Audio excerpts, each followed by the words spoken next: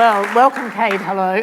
Of course, that music was Blue Moon from the soundtrack of Blue Jasmine, and I wanted to play it to honour Cate's Academy Award, her second, which she won for her role in that film.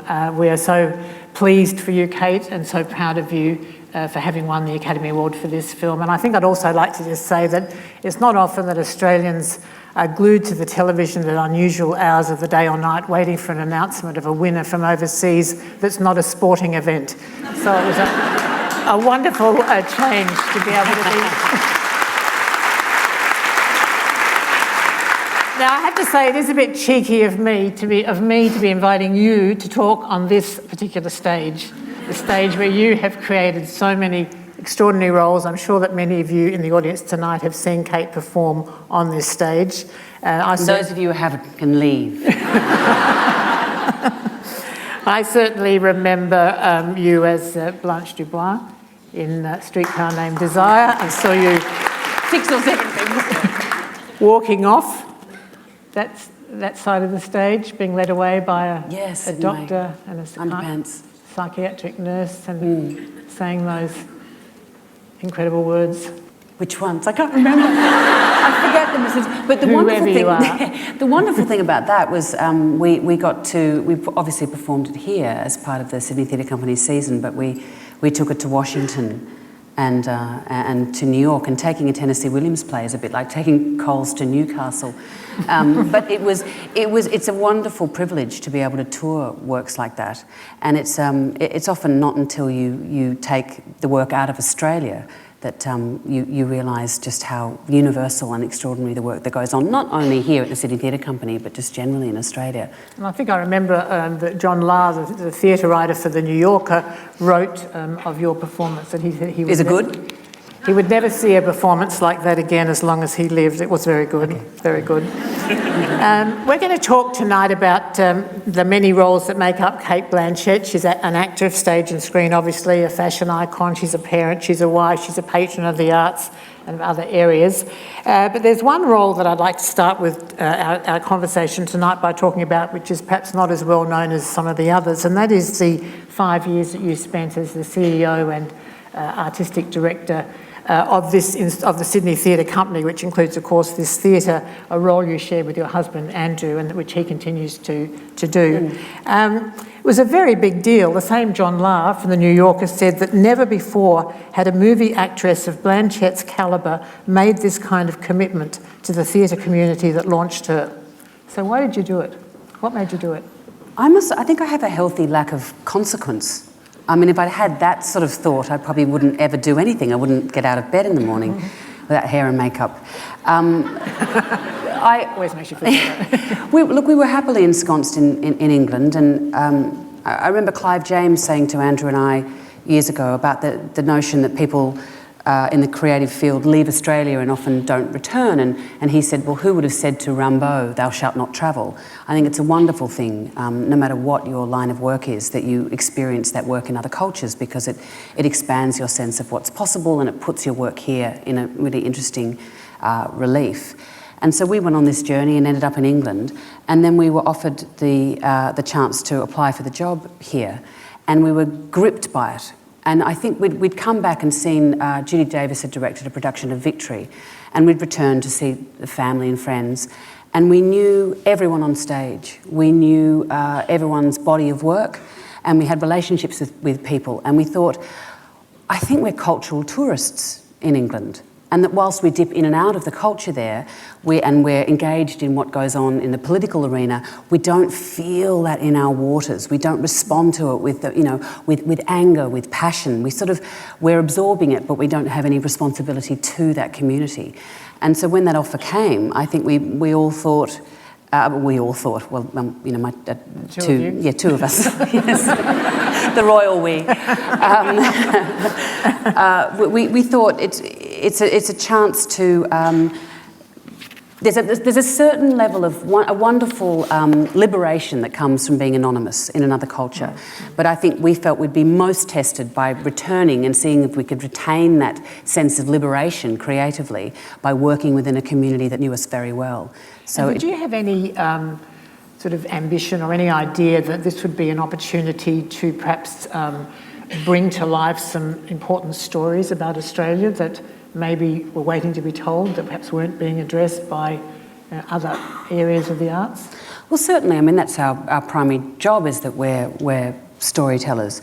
And so that was, of course, the sort of the nub, the core, as it were, of why we wanted to return back here. And I think we had a healthy sense of objectivity, perhaps, on what having been away for a decade, on the types of stories that were being told. But we wanted to internationalise the company's profile, because every time Bangarra or ACO or the STC or Belvoir or Malthouse goes out, they expand, it's a piece of sort of cultural diplomacy. You expand internationally people's perception of, it's not just a couple of prawns on the barbie and the Socceroos losing but celebrating their loss. It's we're good at that. Good on them. We're a sort of more complex place than that. So of course we wanted to tell Australian stories and in a sophisticated way. But I think also we wanted to earn the imprimatur of it being called the Sydney Theatre Company. We wanted to re-engage the company within the precinct.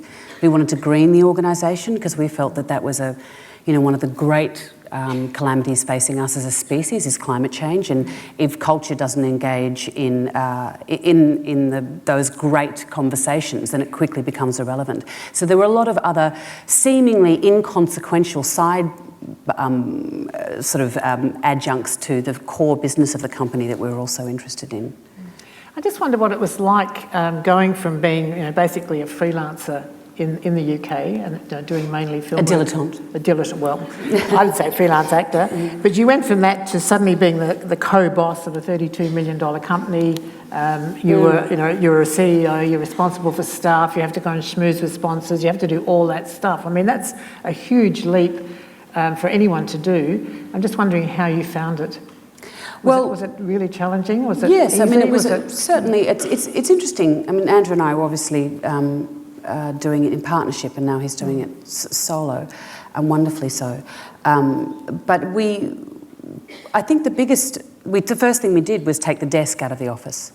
That we thought, it's easy to have a conversation with people where you don't have that sort of traditional business relationship with people. It's a creative conversation. And we wanted to welcome the community back in. And so all of that felt second nature, even though we hadn't gone... We were obviously artistic directors, but co-CEOs of the company. And I think what we were perhaps naively and enthusiastically walked into was a sense that in business, in pure business, that there's a certain career trajectory a certain linear narrative that ends up in a CEO position.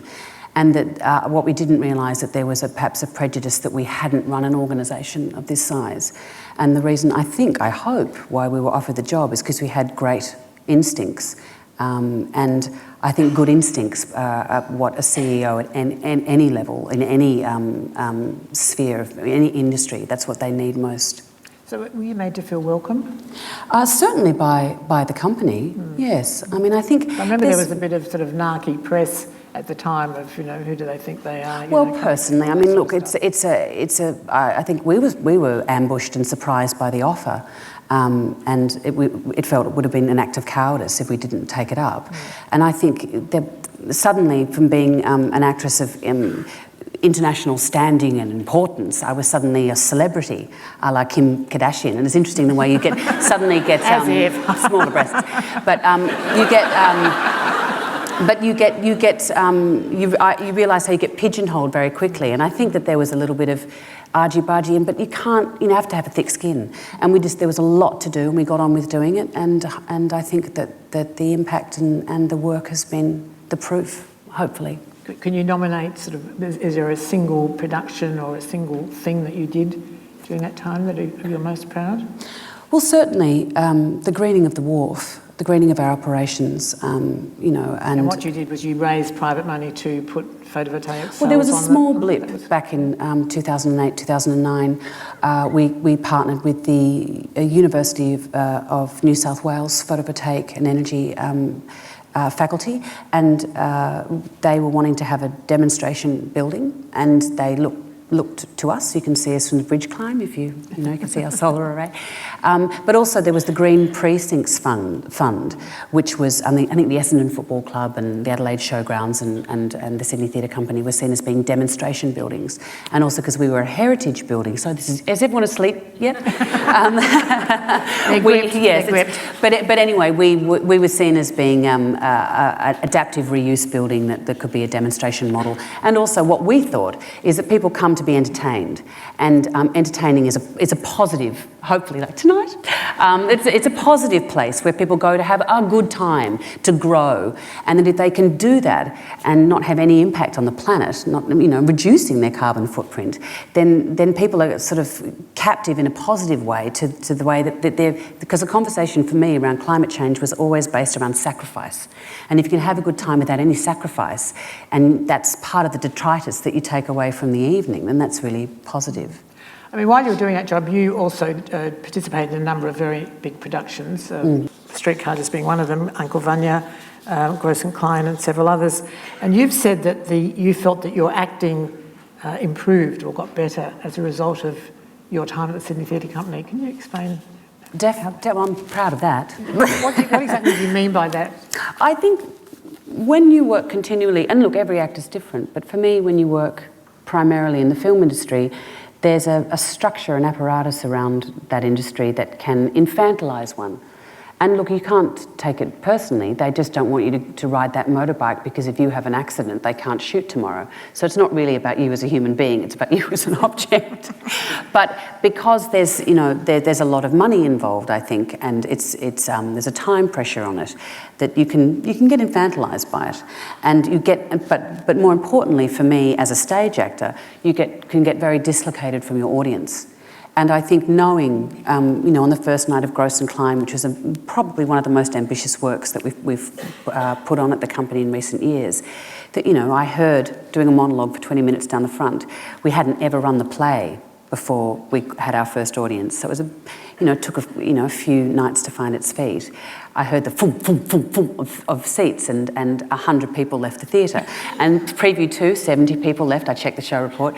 And the third night, 20 people left, and then, people were standing up by the end. So that's wonderful. So I think it's that sort of robust relationship, that direct dialogue you have with an audience. And I know that woman's biting her nails over there. Hi, I do the same thing. But you can see you have a very strong sense of what people are doing and how many people haven't turned their mobile phones off. But sorry, in answer to your question earlier, I am very proud of a lot of the work that's gone on recently. I think because there's been some short-term things that are very ideas that have got up very quickly, and some long-term productions like The Secret River from Kate Grenville, which Neil Armfield directed, which was, I think, and I think I can say it now having left the company, I think it was a seminal piece of theatre that will be long remembered by those who saw it. So there's certainly a lot of stories that I feel very proud of. We'll come back to acting in a minute, but I just want to you've described yourself as a working parent, and you say that you face many of the same pressures and decisions that all working parents face. So I'm just wondering if you could perhaps share with us some of the ways in which your career has been, either now or in the past, when the kids were younger perhaps, has been affected by your acting responsibilities. My histrionics. Look, I'm in a very, very fortunate position that I'm a freelancer who can choose not to work, who has a strong support of a network of family and friends. And when the children were young and when I was on set, that they could come with me and that I can afford childcare in those moments. And there's many, many working parents who are not in that position. So I think, for a long time, I think Andrew and I were thinking we'd quarantine the children from that experience that, they'll grow up to be accountants and lawyers and have regular jobs and they, but there's a wonderful circus aspect. It's a very innovating, exciting place to be in the theatre, to be in dialogue, to be around that sense of, in parallel, practicality and fantasy. Because I think if any of you were to come to, into a rehearsal room, there's a lot of hilarity, but there's a lot of practicality, and I think it's great for them to sort of see behind the shiny facade that the world seems to be obsessed with at the moment, which is the fame, the celebrity surrounding that, and see the hard work, the practicality, and the great good humour and camaraderie that goes behind that. So, I'm very fortunate that the children could be around that, but not everyone is in a position where they can.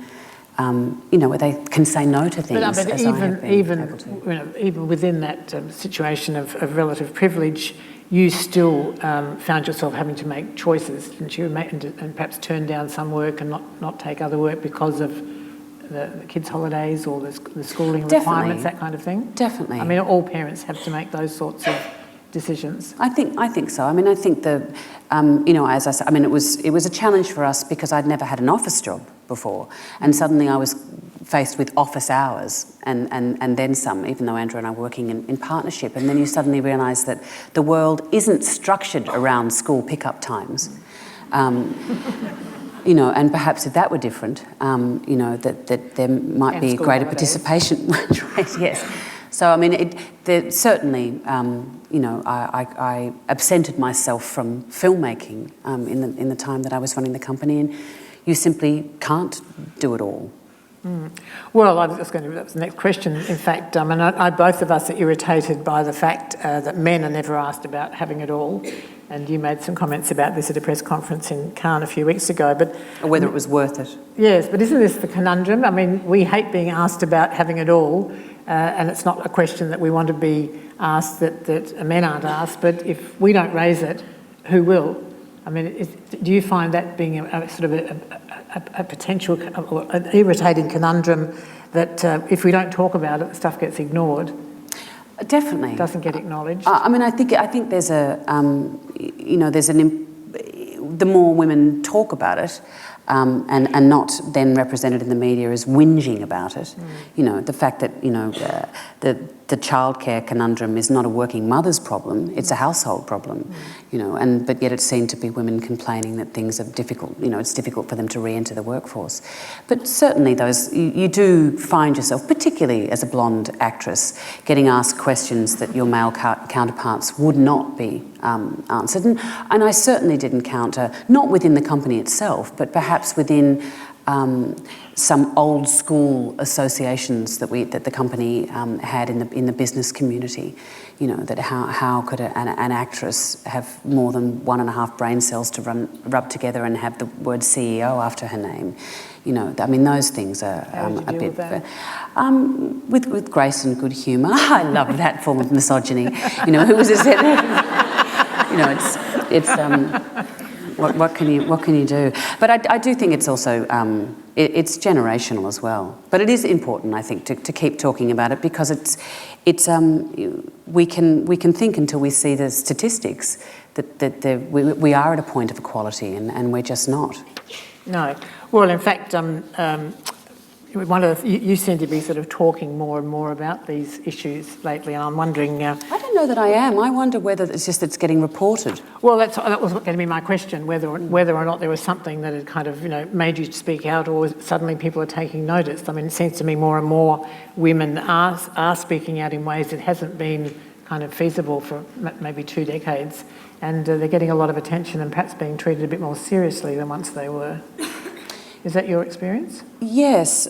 I think I had a particular experience at the beginning of the year where, bewilderingly, I ended up on a lot of red carpets.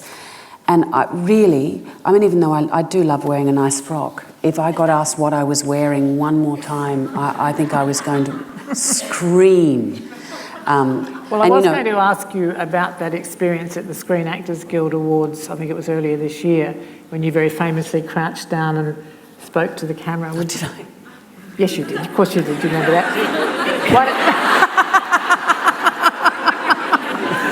I was crazy to do this. So do you want to tell us what happened and why you did what you did?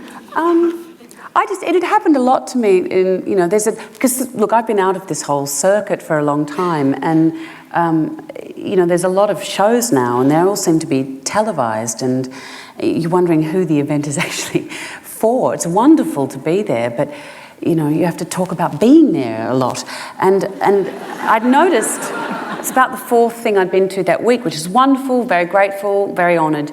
But the cameras, I was talking and the camera started doing this. I thought, what's it doing? And then it went up again. And it's just something that I'd sort of tried. My brother had been taught not to do it. I'm certainly teaching my boys, you'd never give the woman the once-over. And I thought, that's exactly what that man is doing, but behind the camera. So I just found it a bit silly. I mean, they have mani-pedi cams. I mean, what the... Well, there was a famous example, was it Elizabeth Moss, who put her hand in the mani-cam. Did she? And gave them the finger. Oh, did they were very upset. Good on her. Bet they didn't use that. Well, it went crazy, of course, on But what colour was she wearing? Who cared? Who cared? But I mean, when you sort of resist that kind of commodification, I mean, is it seen as a bit of a game to complain about it, or do people get angry about it, or are you breaking the rules by not playing along with this increasing the way in which the red carpet has become more of a marketplace? I mean, I can't say what's been going on over the last 5 or 6 years because I've been here in Sydney making theatre and not in that world. But it seemed to me that there was a lot of irreverence going on. I think this is the thing, is that it's a bit of a media circus, but it doesn't take away from the fact that you've got Daniel Day-Lewis and Emma Thompson and Meryl Streep and Sandra Bullock and Amy Adams, all of these extraordinary actors and Catherine Martin and Michael Wilkinson, amazing amount of Australians there as well. But it's and those two things are not amazing and Australian and not mutually oxymoron. It's something. Anyway, I think there was a feeling that it's become a bit overblown. I think you said to me when we spoke a few weeks ago that the red carpet used to be sort of like the path to the temple of the awards, and now it's become more of a marketplace. And I think you pass hundreds and hundreds of journalists all wanting you to speak into their microphone, so they'll have something to retail back to their network, and then the thing about the clothes being copied. So before you've even left the venue, their rip-offs of them are for sale on the internet. That'd be all right if it was 100% organic Australian cotton. Yes, I mean it is a bit of a circus. It certainly doesn't take away when you're in that room from the experience of it. But it's I'm sure everyone else, I'm sure the public gets tired of it as well. It's just they love it. Do they? They love it. They lap it up. Yes. Right. I mean, the red carpet ceremony is televised for an hour before the actual awards ceremony. It's running the gauntlet. Yes. It takes longer and longer as the years go by to get ready. But can you decide who you speak to, or could you just kind of barrel through and ignore them? I tend to go as late as possible. Okay. I've got to go, it's door's closing. Let's come back to the way in which you sort of make it all work. I mean, one of your work, particularly now you're based in Australia, involves a lot of international travel, often for quite short periods of time. And I'm sort of wondering not only how you sort of physically manage that, because air travel, even if you're at the pointy end of the plane, is still very tiring. But I'm also wondering sort of psychically. I mean, just to cite a recent example, a few weeks ago when you went off to Europe, I think for 5 days, and 1 minute you were at Windsor Castle wearing this extraordinarily gorgeous white Ralph Lauren gown, having dinner with Prince William. And a few. It was a bit like Cinderella, we all had to go back at midnight. Oh, including the bling? The bling. The bling. The next night, or a couple of nights later, you're in Cannes, you're at an Armani party wearing a dress that was so unbelievably gorgeous that it's almost indescribable. We should go shopping. And then, 2 days later, you're back in Sydney, you're picking the kids up from school, you're down at the local shop saying... Wearing some god-awful vomit-covered tracksuit. They're saying, oh, g'day, Kate, welcome back. You're driving yourself in here tonight. I mean, I'm just wondering how you sort of, those two worlds, when you're the stratosphere of fashion and film, and then back home in Sydney being a sort of normal person, how do you kind of reconcile those two lives? I don't think I'm ever not a normal person. That was not the implication. I don't know what normal is. But I suppose, to the logistics of it, I say no to more things than I say yes to. Partly because, look, what am I doing here tonight? I was about to say I'm sick of the sound of my own voice. It sounds a bit disingenuous. But I try and get everything into one trip, so I don't have to fly as much as I'm asked to fly, and so I'm not away from the children, you know, because it makes me miserable. In a way they probably don't even notice, as long as I bring them back something from the airport. But you know, it's not how I want to, you know, we like being together. But it is an extraordinary contrast, the sort of this, you know, extremely glamorous bit, and then this, you know, back at home with the kids, hosting sleepovers and cooking barbecue, those two bits. I suppose so. Yeah, I guess it is. Maybe I've been doing it long enough that, you know, those people are also my friends, no different to the friends from mothers from the primary school, and they just have different So jobs. it all fits in together. Yeah, and you have to suck your stomach in a bit more in that hemisphere than you do at the barbecue. One of the things that you said, that being a parent has changed the way you prepare for a role. I was just wondering if you could tell us why and how that happened. Well, I think, I mean, part of the reason why, I mean, you know, I love performing is the anthropology of it, is that not only you researching a text and exploring what that may mean, but you also, it's the social anthropology, what makes that person tick, what makes that person tick within that world. And so the research around a project is really fascinating. I mean, I was absolutely crap at university. I couldn't structure an argument to save myself, but I think the way I process information, it's kinetic. And so I understand that once it's in my body, it somehow engages my little brain a bit better than, you know, that way. So I love that part of it. But having 3 boys and, you know, both of us having very interesting and demanding jobs, I've had to become much more economical around the way I prepare. And there was one moment, I think I played Elizabeth I, and the second time we did, so it wasn't Elizabeth II, it was Elizabeth I the second time round. I finished that on a Friday and then had to fly with the family to Montreal to be on set to start filming a film about Bob Dylan on the Monday. And I mean, it was crazy. And so I was preparing for that in my lunch hour, because I knew I couldn't prepare it when I went home at night, because the children don't really care that I'm about to play Bob Dylan and I'm absolutely terrified. They just want me to read, you know, Slinky Malinky. I mean, one of the things, I mean, you're certainly renowned for your intense preparation. And I mean, one of the things that I think you told me or I read, that when you were preparing for Elizabeth I the first time, right. you know, apart from reading biographies and reading a lot of history, you actually read her letters, you studied her handwriting. Yes, it was fascinating. I went to the British Library, and I think you could tell a lot, not only about someone's age, but the mood that they're in through handwriting. I mean, I think I'm singularly keeping Filofax afloat, because I can't go to electronic diary, because I know if I've scratched out that appointment 3 times and written it back in, I can remember the mood and the importance of the event simply by the handwriting.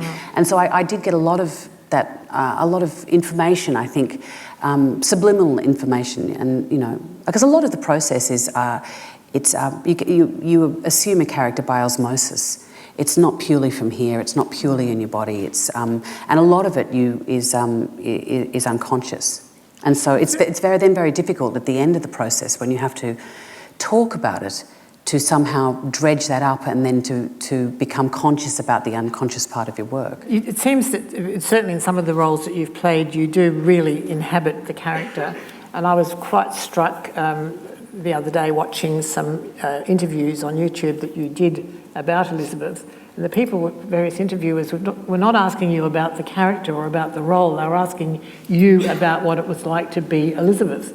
They were treating you as if you were, you know, 600 years ago, whenever it was, the Queen of England, and asking you how she felt about this or how she would have done that. I mean, I thought it was quite astonishing. I mean, not a fantastic tribute to you, but also an interesting insight of the way in which you kind of really did capture the imagination of the people who were meant to be critical about this. Oh, that's a flattering way to look at it. I mean, I was sort of thinking that the iconography that surrounds Elizabeth is so much part of English culture.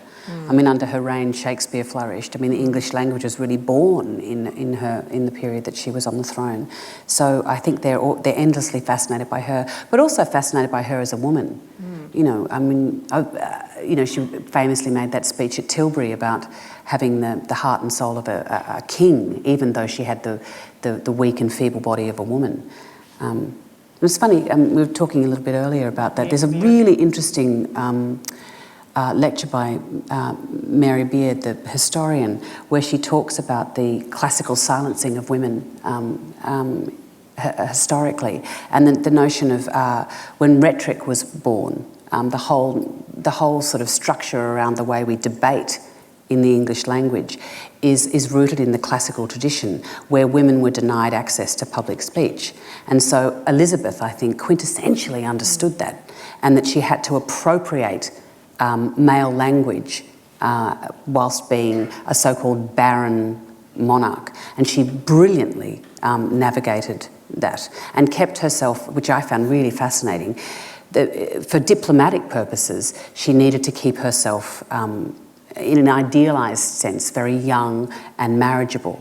And so that's the way she actually stabilised the relationship between England and France for so many years, is by maintaining the masculine domain, the traditional masculine domain, as a monarch, as a politician, but the female wiles of being potentially marriageable, so that she always keeps those negotiations afloat. It was really fascinating. And that's an extraordinary insight also, I think, into the way... Off the handwriting. Which she... and you have one of her letters, I believe. I do. You said that you're endlessly disappointed in yourself. Right now. In your acting.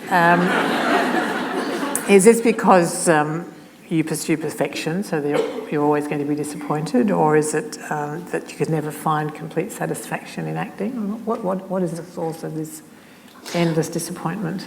Martha Graham talks about this state that the creative process happens in, and she describes it as being a blessed unrest.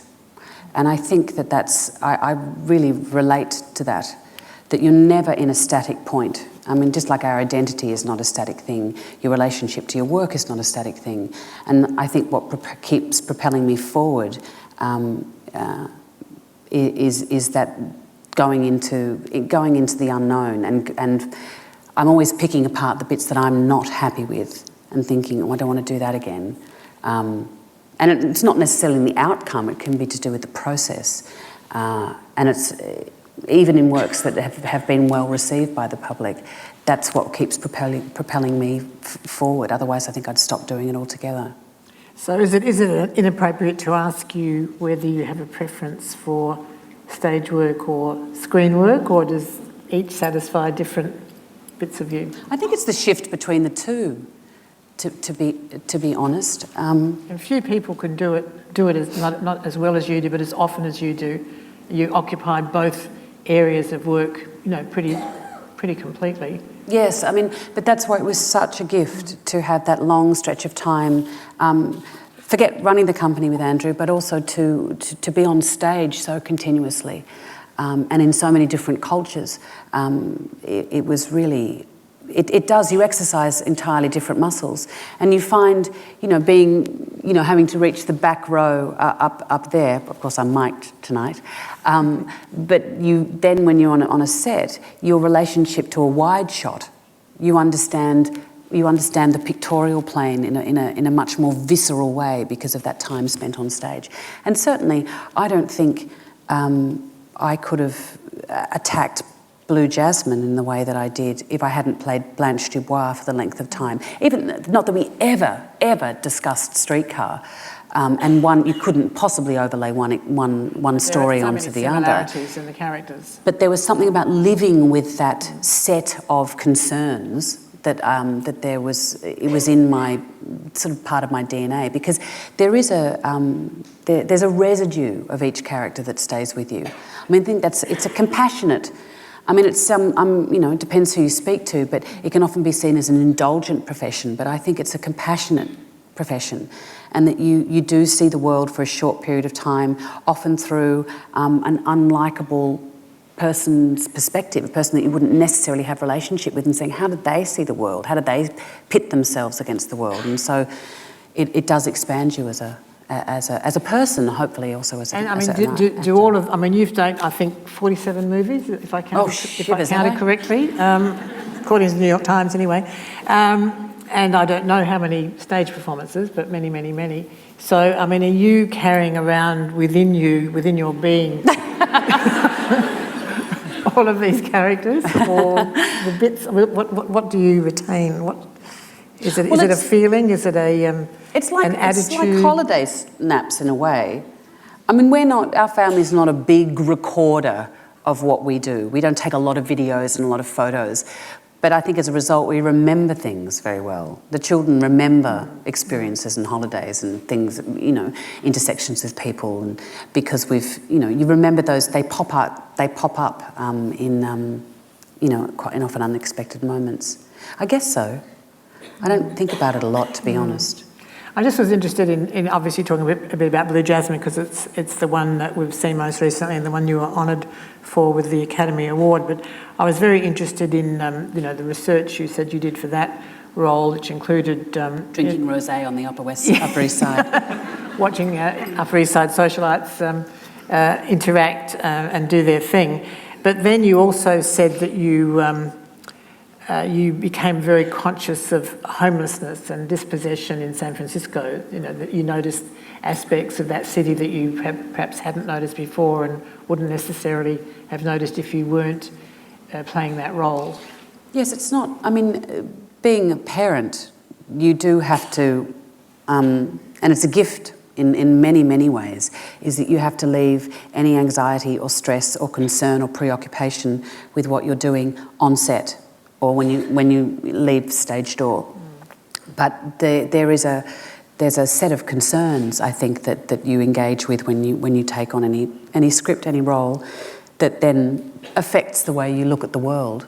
Not that I'm necessarily, playing Richard III walking around like this during the day, but you'd be engaged with that set of circumstances, I think. But certainly, yes, I was very aware of that. But it must be hard. I think when you were making that film, you had the kids with you in San Francisco. Yes. So it must have been quite difficult to sort of leave Jasmine French on the set and sort of go back to the hotel or wherever you're staying with the kids. But there comes the benefit of costume and hair and makeup. You put those things on during the day. And for me, a character, whether it's on stage or on screen, I never do it in isolation. And it only really comes alive when you pit yourself against the other actor. And I think that's and you can definitely tell it on stage when something ignites between two performers. If you see an excellent performance and an excellent performance, but they're not in the same universe, they're not in the same play, then the chemistry doesn't take off. So that's, I think I always sort of take those cues off the other actor. And I think you've said... It's their fault if my performance doesn't work. Of course. I think you've said that the costume, the dressing up is pretty good, that you like dressing up, that putting on the costume helps you define the character. I think so. It's something I've always done. I used to do it with my sister in front of the mirror, when we were 5 and 6. It's just an extension of that. Except now that, fancy designers lend you swanky gowns. Yes. It's all costume, isn't it? Yeah, it's exactly, all costume. Exactly. But it must be fun. It is fun. Look, it is fun. Yes, I won't deny it. And I think you look pretty damn good doing it too, so we enjoy the fact that you do it. I'll change the pace a little bit now and just come back to talking about women and the treatment of women. One of the things that seems to me that women are, particularly women in very senior roles, are increasingly complaining about not being treated seriously. And it was something that you mentioned before, that, being female, blonde and an actress meant that some people weren't treating you very seriously in your Sydney theatre job. I've been reading the Hillary Clinton book over the last few days, and she says in that when she was the US Secretary of State, there were certain male heads of government that she met to talk to them about women's issues, which she had elevated to being a key US foreign policy objective, and they would roll their eyes, to her face. And Julia Gillard also commented just about a week ago that she felt, she gave an interview on US radio on NPR, saying she felt that she wasn't treated with the same seriousness as a male leader. Do you think that, just based on your observation, your own experience, do you think that senior women are being treated less seriously, or do you think they feel more able to talk about this stuff, whereas once perhaps they would have been a bit embarrassed about it and kept it hidden. It is interesting whenever women of great intelligence and impact, like Hillary Clinton, get up in a public space, is that they frequently talk about so-called women's issues, but less frequently about society as a whole. And somehow it's the sense that, and this harks back to what Mary Beard was so bang on about this essay. It was just the lecture was very interesting. Everyone should read it. It's fabulous. But you can find a link to it in ASR. Oh, it's in the yes. Mm. But it's all about it goes right back into those roots where to speak in public, so to have command of public discourse, is inherently an expression of masculinity. And so to speak in a public space about general societal issues is to not be a woman, it's to be an androgyne, to be androgynous. And so you see repeatedly Elizabeth I, for instance, Hillary Clinton, Julia Gillard. I mean, that there's something not truly female about them. Margaret Thatcher, that there's somehow... Because they're exercising their power, but more importantly, I think, because they're commanding public discourse. And so it's okay when they speak about women's issues because, of course, here they go again. But it is important to talk about it because the very nature of that debate is seen quintessentially as being not a female space. And I think that, it's fascinating that we're still in that place in 2014. And, I know a lot of women who are younger than me who still won't talk about themselves as being so-called feminists because it's got sort of negative connotations.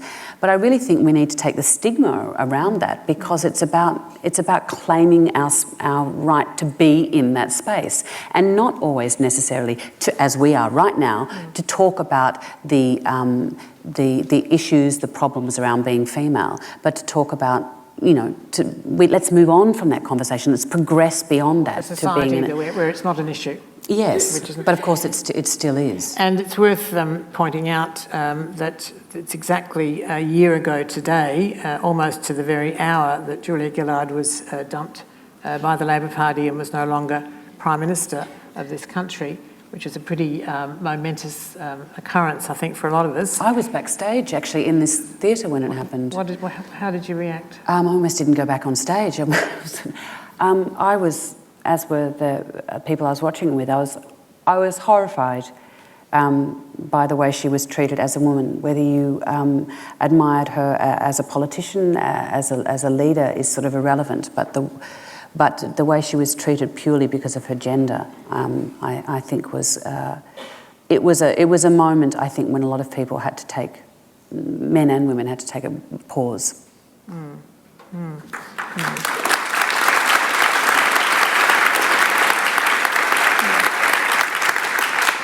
You were saying a minute ago that some of the women that are younger than you perhaps are less... beautiful. Certainly. There's that. I was going to talk about women in Hollywood. And your Oscar speech calling for more decent roles for women, particularly for older women, a point that Meryl Streep's also made. And I just wanted to ask you, why is it that Hollywood is so short-sighted about this when, as both you and Meryl Streep have pointed out, these movies actually make money? They do. I think for quite a number of years now, the marketing department has run most studios, really, the aesthetic, the production slate of most studios. And I think when you're dealing with big budgets, people get intensely conservative. I mean, any business, you look at any major corporation and their internal, when they're dealing with big figures, the board of that company will be incredibly conservative because, and so ultimately that corporation, that company, that industry stops progressing because of that inherent conservatism and lack of risk-taking, and it atrophies. And I think that's what we're seeing in the studio system with the output. It's boring. Well, it's this furphy, this misnomer that somehow that the only audience, the true audience, the major audience is 12 or 13-year-old boys. Now, I don't know where Frozen sits within that, but certainly that is one of the highest grossing films of all time, with two little animated girls at the centre of it. And so you think, how many more examples of success, like Mamma Mia, for example, breaking all box office records. But I think what happens is it's not just films with women. I think the hardest sphere in which to finance films is that mid-range budget, because somehow the marketing department knows how to market a film that's 270 million, probably someone with a cape, merchandising, but they don't know how to market something that's 30 million. And I think it's the more films that break those box office records, like for instance Blue Jasmine. I mean, it made an incredible amount of money if you look at the actual initial investment for box office return. And the more times that happens, it will change. It has to change. Well, you'd hope so. Yeah, and also I do think that the way people consume film and television product now is so diverse. Yeah. Is this the sort of thing, I'm just wondering if this thing about good roles for women, interesting roles for women, is this the sort of thing that you and the other stars talk about, like you and Julia Roberts hanging out at the bar at the Oscars? Were you sort of having a chat about equal pay in Hollywood or feminism? We didn't actually. No, we were just talking about other things. But I'm so inspired by the amount of women, not only in the American film industry, but globally. I mean, the actresses that I've worked alongside here in the Sydney Theatre Company, remarkable careers. So why do we still have to put up with all this, lack of equal pay, lack of equal roles, lack of interesting work, or compared with some of the blokes? Well, I mean, it's obvious what someone... so irrational, so illogical, as we say, just not making commercial sense. I know it doesn't make any commercial sense at all. And I think that there's a lot of independent female producers, like the Megan Ellisons of the world, who are moving into that sphere, and a lot more female directors who are moving up through the ranks. And it just, it takes time, but it will and it has to change. I mean, it is changing. If you look at that array of films in any given year over the last 5 years, a lot of them have had women at the centre, not talking about some niche, personal, oh my goodness, it's that time of the month issues. They're universal issues. I mean, Hedda Gabler, for instance, isn't a story about a woman's experience alone. It speaks volumes about shame and scandal, which men and women feel. So, I just wanted to finish up, Kate, by talking about raising sons. You've got 3 boys. I just wondered, how does a feminist, self-styled feminist, go about raising boys in today's world? You talked before about, you train your boys not to do what that camera did to you on the red carpet. What else is involved in... I wish I could train them to lift the seat. We're working. It's a work in progress. So what are the values, what are the sort of the behaviours that you want to encourage or discourage with your boys and other boys for that matter? I think whether I had boys or girls, I'd have great concerns about instilling a sense of respect of yourself and other people, and having a sense of privacy. Privacy is a very difficult concept, I think, for younger generations to understand, given how available we all make ourselves or seem to make ourselves without any consequence on the internet. And I've had the internet porn conversation far earlier than I thought I'd be having it with a 12-year-old and 10-year-old son. What did you say? Look, it's a long story. But it had a lot to do around the treatment of women in that industry, and to talk about the objectification of women and I think it's respecting them to not, obviously you don't want to give them too much information too soon. But look, I mean, on a general level, I mean, Andrew and I always talk about the future and obviously massive concerns about, water security and food security and Australian biodiversity and all of those things, and how those things will impact on the children's future, as well as internet porn. Yeah, it's a minefield, isn't it? So just in terms of the issues that that worry you about the future, apart from those that you've just mentioned, I mean, are there other sort of? We talked the other night. You were talking about sort of the number of refugees in the world. The fact that there is such gross inequality and unfairness.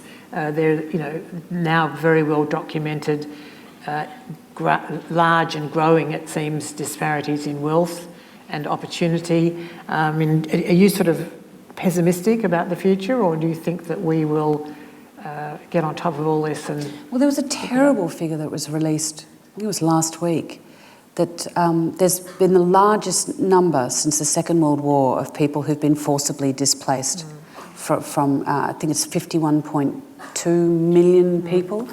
And certainly when I grew up, Australia was celebrating how multicultural it was, how open-minded it was, what a compassionate nature we were. And I do worry about the message that we're sending to children in the playground, where you're saying, respect that child, give that child that space, but yet nationally it doesn't seem that we're exercising that sense of compassion. I'm greatly concerned by it.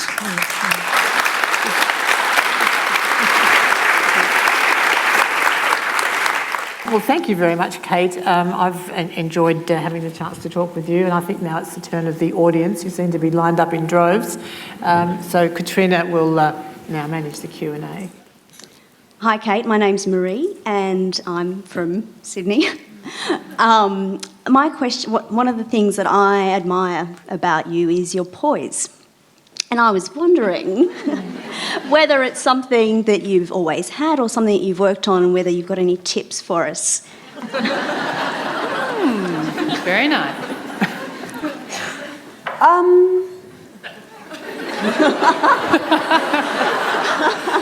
And how well you do that, How that will pause. I do it? It's all smoke and mirrors.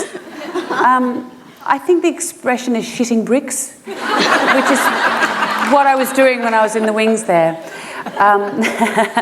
But it is a conversation. I think something that I found very difficult when I knew I loved performing, but I found it difficult to be looked at. I'm scrutinised.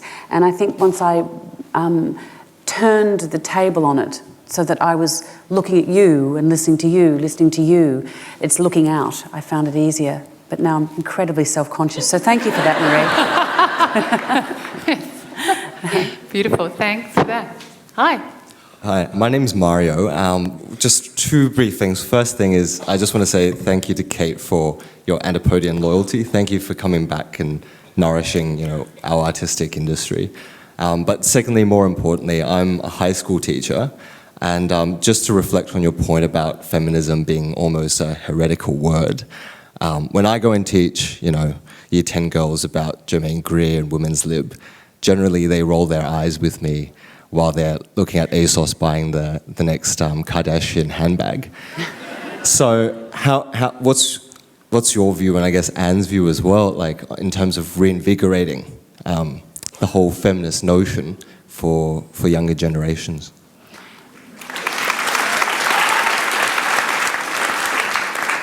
Anne? Well, that's a bit unfair. I'm actually feeling quite optimistic these days, despite the example of those Year 10 girls. I mean, I'm very struck over the past 2 or 3 years by the number of young women, particularly women, schoolgirls and women at university, who either get in touch with me and want to talk about these issues, or who invite me to come to their schools and talk, or who I am exposed to through my various travels and various activities. And it just seems to me there's been a kind of a resurgence, if you like, or a new wave of women discovering these basic inequalities and the unfairness of treatment of women that we hadn't heard of, particularly during the 80s, when there was a sort of an era of, DIY feminism. We don't need a movement, we don't need to talk about it. 90s, not much happened, but it just seems that in the last little while there's been this change, and I'm quite optimistic. And I think in some ways it was outrage at the treatment of Julia Gillard, that kind of crystallised things for a lot of people. We thought, my God, if a Prime Minister gets treated like that, what hope is there for the rest of us? So, while the Kardashian thing is a bit, disappointing, if I can put it that way, I don't think that it necessarily means that you can't be a feminist and like trashy stuff as well. Most of us do, let's face it. But Anne and Kate, do we use the language of, hi, I'm a feminist? Yeah. And Kate, would you? Absolutely. Yes, I mean, and I think there's a myriad of indisputably horrific things that are happening to women. Incidents of violence against women is ever increasing, and it's not just the Boko Haram and the 200 girls who disappeared without comment. I think when those things happen, when girls see the fact that they're girls of their age suffering those indescribable horrors, I think it's, and then when they experience it themselves, not those indescribable horrors, please God, but it's the everyday, that when they encounter that, they think, well, hang on, maybe what my mum was talking about is right. Because of course, what 15-year-old girl wants to align themselves with their mother? And so you have to sort of, I think, poor you're in the middle of that. But I mean, I think there's a bit of probably that going on. But I think often those mentors or those role models exist away from the family unit. And I think increasingly there are those role models and mentors who are, finding success and a voice in the public sphere. Thank you. Okay, hi. Hi, I'm Nicholas. Lovely to meet you both. Firstly, I just wanted to thank you, Kate. When I was fortunate enough to sit centre there during the Maids, and it just blew my mind. It was like being in the room with the sun. Like, it was one of the best performances I've ever experienced. And I honestly mean that. Like, it's a true honour to even be able to ask you this question. And Notes on the Scandal, the scene where you discover the diaries, and you and it was just that was one of the best. You're probably young enough that we could, Yeah. It was one of the best scenes I think that's committed to film. You're nothing but waste and disappointment and yada yada. Good writing. But that's I suppose that segues into my question, and it's Kate, where did you get that hunger and commitment to? If you look at your whole body of work in your career, and you've kind of, you're not pigeonholed in anything. It's you commit everything 100%. And I'm just like anybody who I idolise, I kind of. I want to know, where that. I want to know how they do their art, So and, it's a question. And yeah, sorry. Where does that hunger? Yeah, sorry. Yeah, I know. I'm not very articulate. I'm a bit nervous. I apologise. Okay. So we might just. Yeah. Is that okay? Yeah. Kate, My where apologies. is that hunger for your art come from? That deepness. Gosh, it's a very, very big question. I think it comes out of humbling yourself to the material, I guess. I mean, I think I'm an intensely curious person, and also I don't think every time I embark on a project, but certainly when I left drama school, I had no sense or desire to get anywhere in particular. So it's always the work at hand. And if you don't have that sense of consequence, or gosh, if I play that role, then I probably won't get cast in that, or if I die on page 9, then I'll never be cast in the lead of that, then you probably would have a different sort of career. But maybe mine's been eclectic because I've just been, whatever's been offered at the time or whatever I've been interested in, I've thrown myself against as if it were going to be my last job, my last chance. Thank you. My name's Nicole. I'm an aspiring actress. I'm 18 years old, graduated last year. And actually, I've been meaning to ask you this question ever since I saw your production of Uncle Vanya. What I find really stands out with your work is your attention to detail with characters and characterisation. And I just kind of want to know, on an acting note, what is the first thing the first thing you look for when you first read a script to help develop those characters? It's never the character. Okay. I can say that for sure. It's always, say for example, Uncle Vanya I got to be in the room with Jackie Weaver and Richard Roxburgh and Sandy Gore and Hugo Weaving and John Bell, the most, Hayley McAlenney. It was the most amazing cast. And so it wasn't that I was burning to give my Yelena, and so it's more about being in the production. Like the Maids, it was the chance to work with Benno and Isabel on that text, which he and Andrew adapted. So it's about the conversation. It's like having a great dinner party. You think, wow, he's coming and she's coming, and I don't know what we're going to talk about, but I think it's going to be really interesting. So it's that sort of thing. And then the conversation flows as it flows. And so I find myself constantly surprised at the places that we end up. And sometimes it works and sometimes it doesn't. Thank you so much. Good luck. Oh, thank you. Thank you. Hi, I'm Rachel. So my question is about at the start of last year, I moved from a Master of Economics to doing film school for a year. And then somehow landed up here working in a technology space. So the three areas that I focus on are quite male-dominated. So my question is, what advice do you have to female filmmakers, and what can Australia or the Australian government do to help to encourage the filmmakers and our industry? Yeah, I started off doing economics and arts, and somehow that sort of sense of, the practical application and the fantasy element, they do intersect. But I think with the question about female filmmakers, I think is find yourself a like-minded producer, because the thing that I've witnessed increasingly is that's an essential relationship to the way a work gets developed, where it gets shopped around. And I completely understand why directors work with producers again and again and again, because it's a very important relationship when the work is nascent, when your ideas are nascent. You go in and you pitch the thing together, and so I think often if you have an ally in that way, it can build your case. It can feel quite solitary, I think, when you're out there, particularly as a director, male or female. And if you can, find that ally or that partner, it's a really good start. And look, I think it's really important that because we're a very potent film industry, screen industry, but we're very small. And I think as a result, I think it's really important that the government supports the notion of Australian content. Because we're in a golden age of television, for example, now. But as a friend of mine, Marta Dusseldorp, was saying in Canberra the other day, she was saying that it's now that you've got to invest in the infrastructure, because in 5 years' time that could be a wasteland. It's a continual investment. I think it's really important to have as we discovered in trying to mentor female directors through the Sydney Theatre Company, is that people develop work in different ways, whether they be male or female, and you have to find the way, if you can see a spark in someone, you need to find the way they develop, because often if you institutionalise these things, the product ends up being very homogenous, and I think it's often female directors will work in their own particular way, and it's a matter of allowing that to exist within the often rigid structures of funding. Terrific, thank you. Hi, Kate and Anne. My name's Claire. I'm from the Blue Mountains. I was reading some old interviews you've given at work today. I was really anxious for the day to finish so I could come here.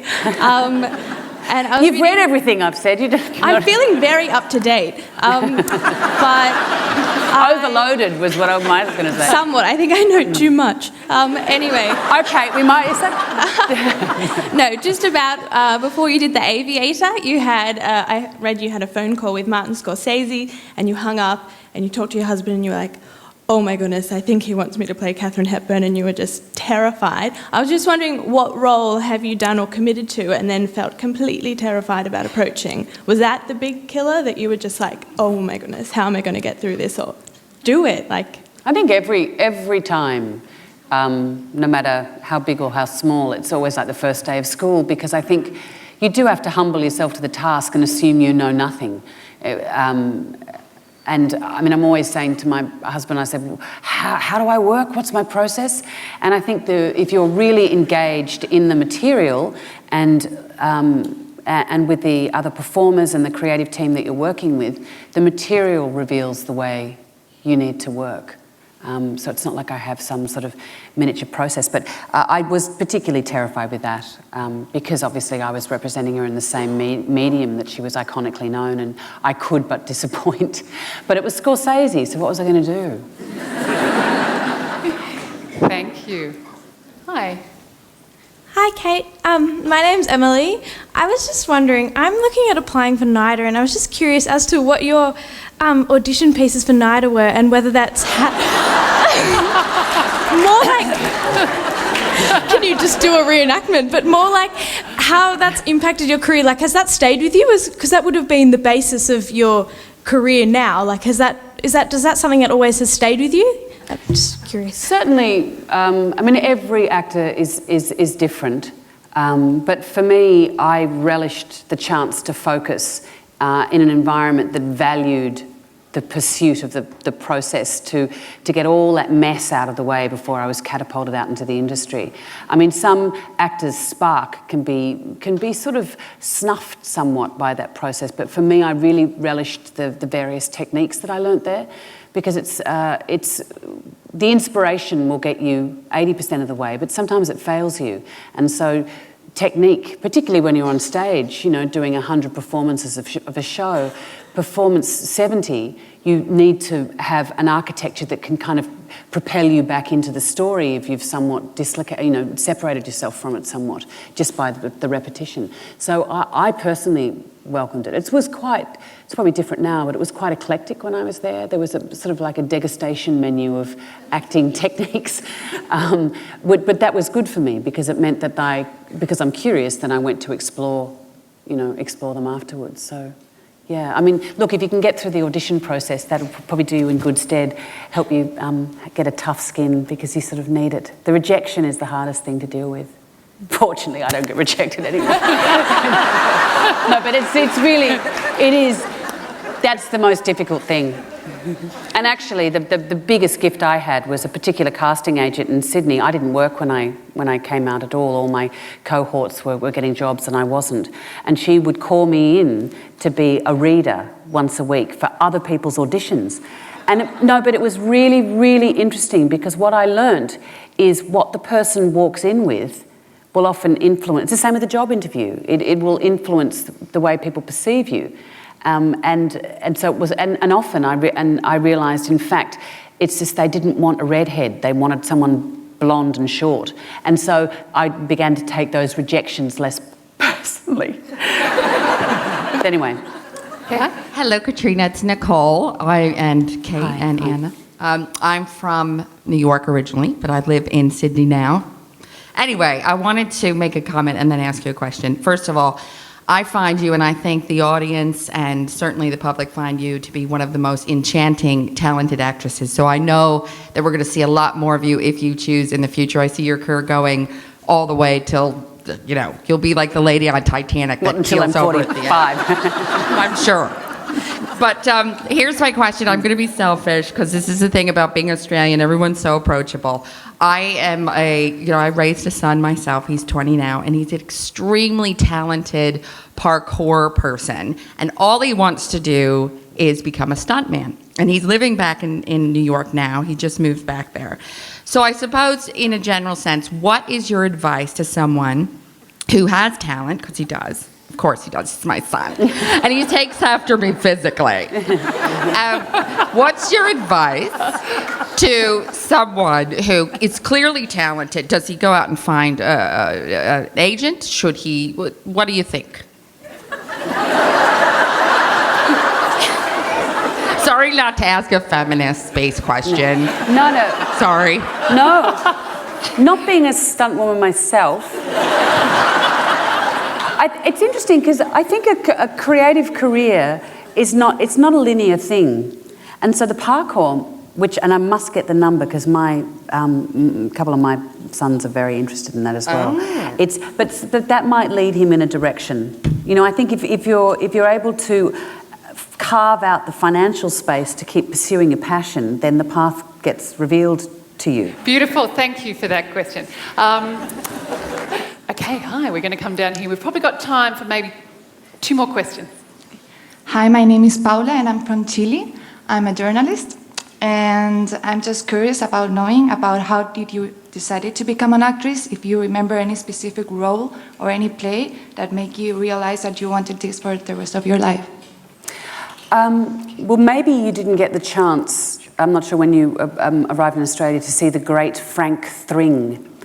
But I saw Frank Thring when I must have been 8 or 9. He was a very large, very louche performer. And he was playing the Mikado, and my mother had taken me along because it was at the school that I was going to, the high school that I was going to go to. And I watched him perform, and there was a moment when his moustache fell off. And he just looked at it, and he said, "Damn this Japanese merchandising."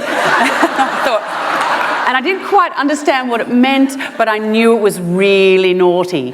And that he was a really naughty man. And I thought, I want a little bit of that. So it was probably watching Frank in the Mikado, which is not what watching Meryl Streep in, no. But it was something about the danger, and that there was something going on there that was unpredictable and dangerous, and I found that very interesting. Beautiful, thank you. Hi, Kate. My name is Zoe. My question was in relation to something you kind of partially answered in one of the questions over there, but I wondered if you could expand on it a little bit, particularly when you're performing on stage and in theatre. Those techniques that you talked about when you've been doing a show for such a long time, how you keep the character fresh for yourself, and what you do if you're maybe feeling a bit disconnected from your character, but you still have to go on perform and, be there for an audience. I try not to think about anything beyond the first moment. For me, that keeps it fresh, in that you think, I don't know what's going to happen tonight. I don't even know how the play's going to end. And I think that stops the nerves, because all you're doing is thinking, all I need to do is walk on and sit there or stand there. And then someone will do something, someone else will do something. It's like a conversation in a way.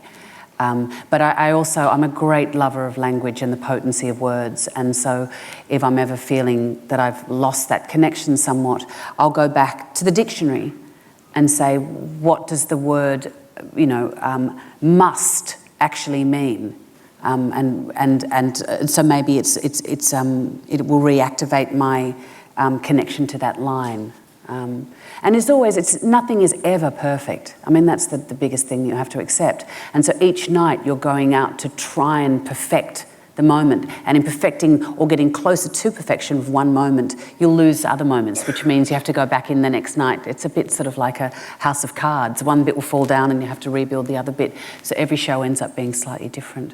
But I don't know if that answers your question. Thank you.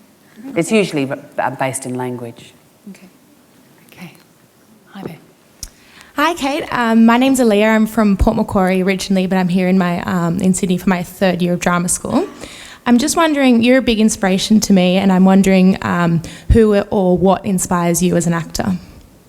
I'm fascinated by how available and unself-conscious young children are.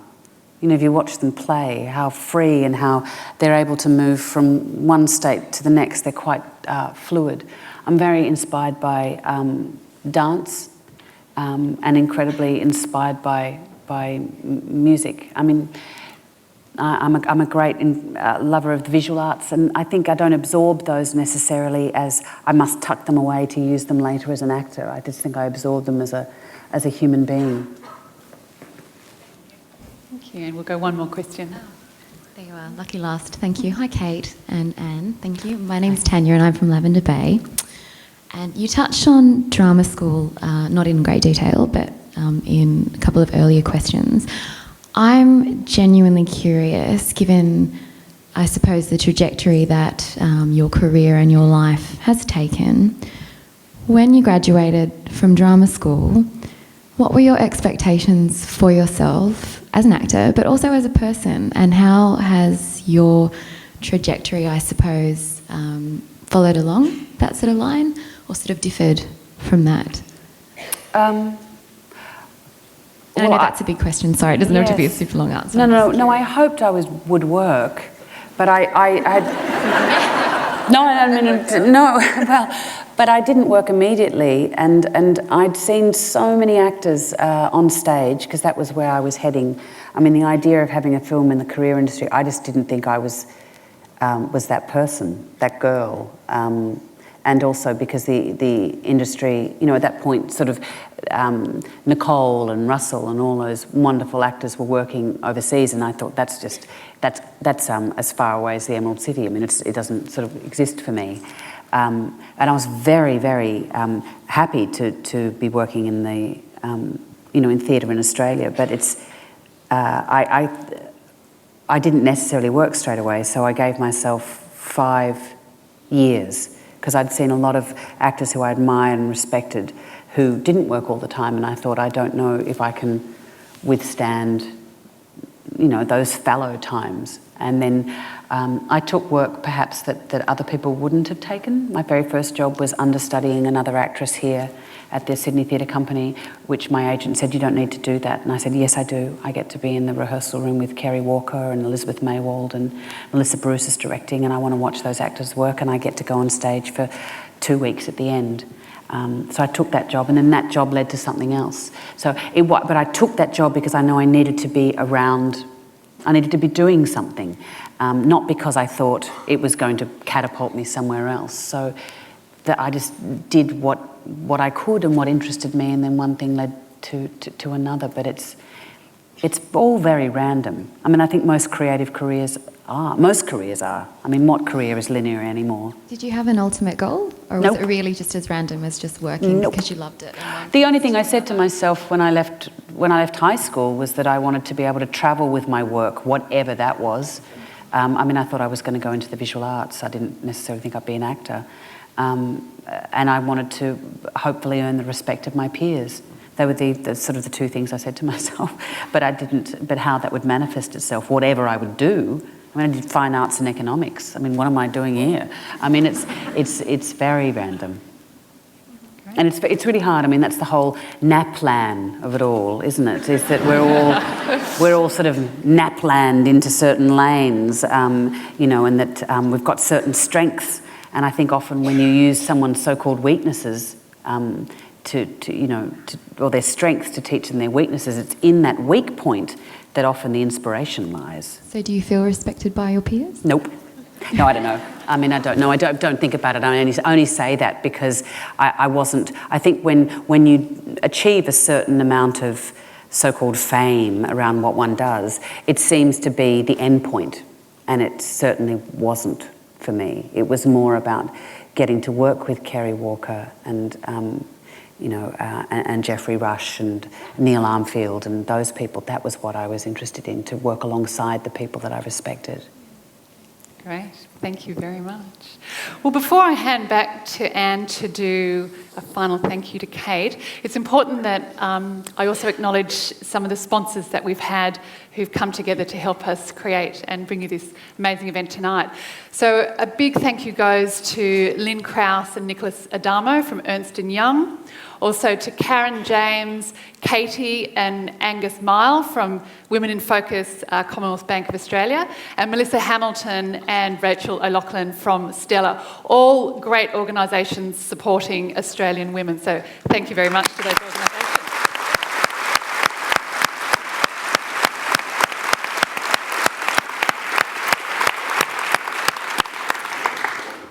So now I'll hand back to Anne to just wrap up and to give a final thank you to Cate.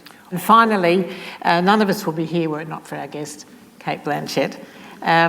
We rely on donations from readers and proceeds from these events to keep the magazine going, and I'm incredibly grateful to Cate for donating her time, not just tonight, which was fantastic and incredible, but also devoting time a few weeks ago to an interview with me and to being photographed by Peterborough Brevin with some brilliant photographs you can see in the magazine. So we're really appreciative, Cate, for you doing this.